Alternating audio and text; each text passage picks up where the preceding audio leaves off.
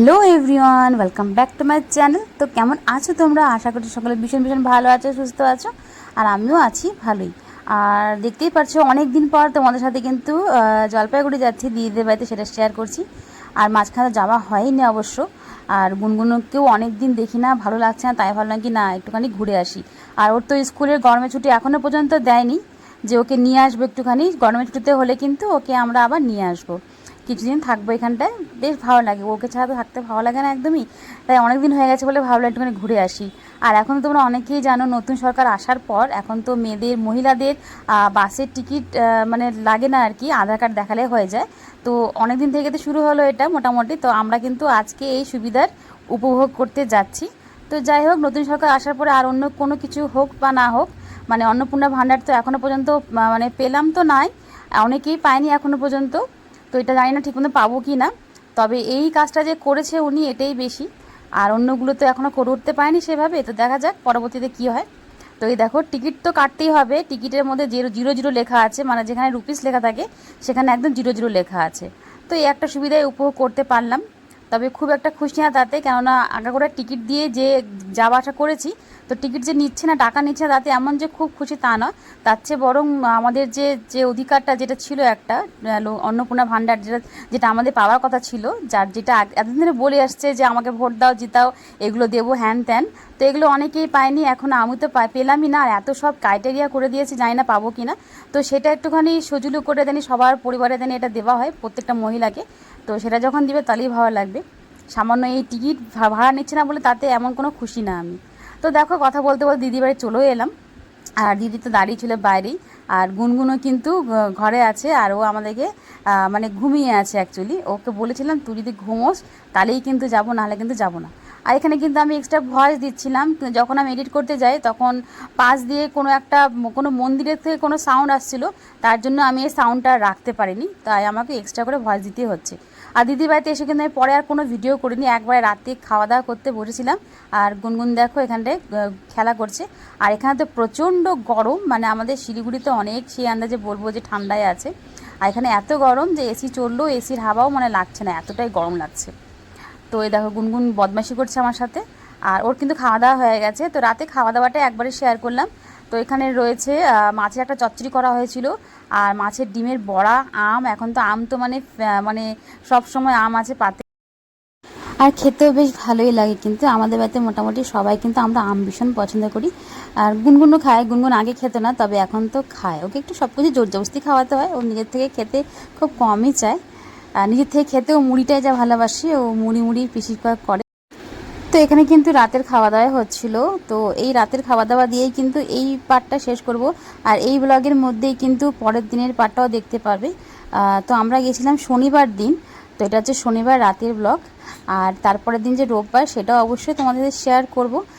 তার মাঝখানে তো আর কিছু শেয়ার করতে পারিনি, কেননা দিদিদের বাড়িতে আসার পর খুব টায়ার্ড লাগছিলো। এমনিতে জার্নি করার পর খুব টায়ার্ড লাগে, তারপরে সেভাবে ভিডিও করতেও পারি না আমি, সেই জন্য আর ভিডিও করা হয়নি। এই শুধু রাতে খাওয়া দাওয়া করতে বসেছিলাম, এটা একটুখানি অন করলাম। আর এমনিতে অনেক সময় না ভিডিও মানে করতেও ভুলে যায়, মনেও থাকে না, তারপরে মনে হয় যে ভিডিওটা করলে ভালো হতো হয়তো। তো যাই হোক, যেটুকু পারলাম সেটুকুই শেয়ার করলাম। তো এটা হচ্ছে শনিবার রাতের ব্লগ। তো রাতের ব্লগটা এখানেই শেষ করছি, তারপর তোমার সাথে একবারে পরের দিন সানডের ব্লগটা নিয়ে চলে আসবো। Hello everyone, welcome back to my channel. তো আবার তোমার সাথে দেখা করছি একবারে পরের দিনকে। তো কালকে তো দেখলেই তোমরা দিদির বাড়িতে এসেছি, আর রাতের পরে আর কোনো ভিডিও শ্যুট করিনি। আর এখন চলে এলাম সকাল সকাল, অনেক সকালে ওঠা হয়েছে। আজকে ওয়েদারটা খুব সুন্দর, মানে মেঘও আছে, বৃষ্টিও, মানে রোদও আছে। তো এখানে স্নান টান সমস্ত কিছু কমপ্লিট।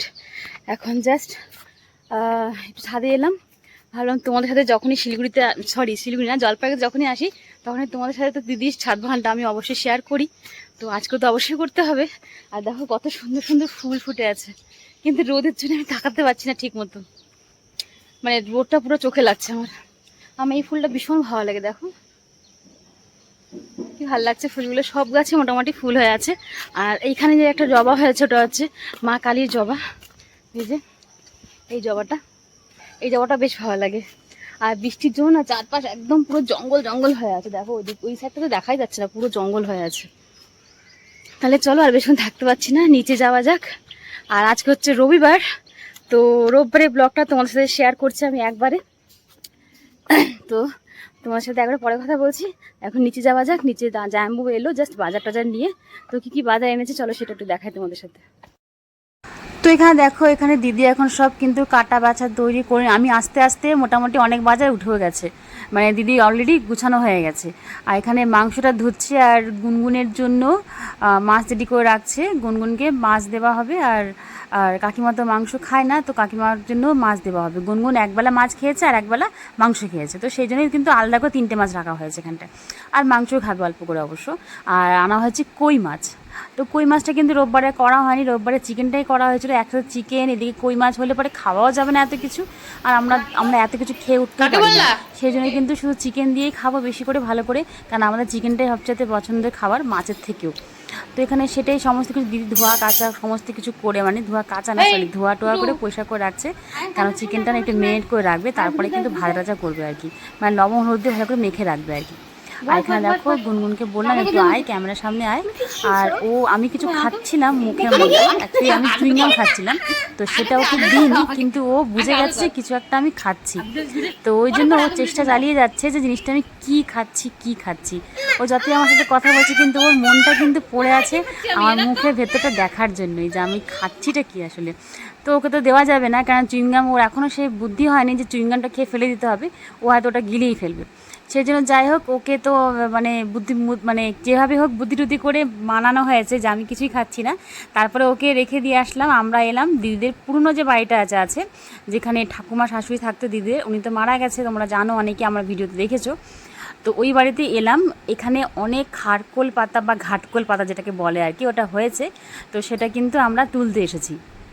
তো এখানে দেখো আমি আর মা এলাম, আর জঙ্গল হয়ে গেছে, মানে একদিন তো লোকজন আসা যাওয়া একদম সেভাবে হয় না বলতে গেলে এখন, সেই জন্য কিন্তু জঙ্গল হয়ে গেছে। আর এখানে দেখো সব কচি কচি পাতাগুলো হয়ে আছে, আর একদম ফ্রেশ, দেখেই বুঝতে পারছো অবশ্য, বেশ ভালো লাগছে, তুলতেও ভালো লাগছে। মাঝখানে কিন্তু আমি আর মা কিনে এনেছিলাম দোকান থেকে, মানে বাজার থেকে কিনে এনে খেয়েছি। আর এখানে যেহেতু অনেকগুলো হয়েছে, তো আমাদেরকে বলেছিল যে কিছু জিনিস মানে নিয়ে যেতে আর কি, সরি কিছু জিনিস না, মানে কিছু পাতা নিয়ে যেতে, তো সেগুলোই কিন্তু আমরা এখানে তুলে রাখছি। তো দেখো একটা প্লাস্টিকের মধ্যে সব অল্প অল্প করে শুধু পাতাগুলোই নিচ্ছি, কেন ডালটা তো খাই না আমরা, আর ডালটা নিয়েও লাভ হয় না, সেই জন্য ডাল আর নিচ্ছি না। তবে হ্যাঁ, অনেককেই কিন্তু আমি দেখেছি এই ডালগুলো কিন্তু খায়, তবে আমরা এখন ডালটা খাইনি, জানি না কেমন লাগে এই ডগাগুলো খেতে। তো সেই জন্য শুধু এই কচি কচি পাতাগুলো তুলে নিচ্ছি, যেটাকে বাটা করে খাবো, কারণ আমার ভীষণ পছন্দ এই খারকোল পাতা বাটা, বা অনেকে তোমরাও হয়তো খেতে ভালোবাসো, এটা তো খাওয়াও খুব ভালো। তো এখানে দেখো আমি একে একে সব তুলে নিচ্ছিলাম। আর জায়গাটাতে এমনিতে কোনো অসুবিধা ছিল না, খালি মশা খুব, মানে প্রচণ্ড মশা ছিল, আর ছিল বিচুটি পাতা। তো একটা মানে তোলার সময় আমার কিছু বিচুটি পাতা আমার হাতেও লেগেছিলো, তো পুরো চুলকাচ্ছিল বলে আমি পরে সেটাকে আবার মানে অল্প করে পেস্ট দিয়ে রেখেছিলাম জায়গাটাতে, জানি না চুলকায় আর কি, কারণ অনেকবারই মা আমাকে বারণ করছিল যে বেশি জঙ্গলের মধ্যে যাস না, এখানে কিন্তু অনেকগুলো বিচুটি পাতা রয়েছে।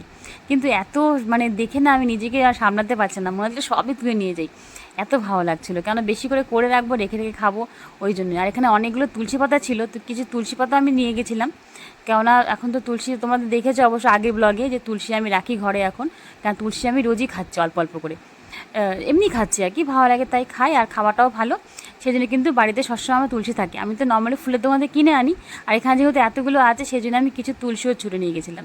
আর এত রোদ হচ্ছিলো যে আমি ছাতাও আনিনি, তার জন্য কিন্তু দেখো এখানে রোদের মধ্যেই বসে করছি এগুলো। তো এখান থেকে কিন্তু পরে বাড়ি চলে যাই, আর সকাল সকাল তো স্নান হয়ে গেছিলো আমার আগের থেকেই, আর তার জন্য কিন্তু বেশি আর মানে জঙ্গলের মধ্যে ঢুকতে পারছিলাম না, কেননা স্নান করার আগে এলে হয়তো একটু ভেতর থেকেও নিবা যেত, কারণ অনেক রয়েছে ভেতরে, কিন্তু সেখানে আর যেতে পারছি না, তাই সামনে যে কটা পেয়েছি সে কটা অল্প করে নিয়েছিলাম। আর এত গরম লাগছিলো যে বেশিক্ষণ থাকতেও পারছিলাম না, কেন ছাতাটা নিয়ে আসা হয়নি, ছাতাটা নিয়ে আসলে হয়তো ভালো হতো। আর বাইরে রোদের তাপ তো দেখতেই পারছো কতটা রোদ আছে। তো দেখো তাও মোটামুটি কিন্তু খারাপ হয়নি, অল্প মোটামুটি খারাপ না, অনেকটাই ছিল। আর এখানে তো মা সমানে চুলকাচ্ছে, কারণ মশা কামড়েছে অনেকগুলো, আর এখানে পুরো ঘাম ঝরছে, দেখো পুরো দেখতেই পারছো হয়তো তোমরা। তো যাই হোক, আজকের ব্লগটা এখানে রাখছি, তো কেমন লাগলো অবশ্যই জানিও। আর তো তোমরা সবাই পাশে থেকো, ভালো থেকো, নতুন কোনো ভিডিও নিয়ে আবার দেখা হচ্ছে পরে।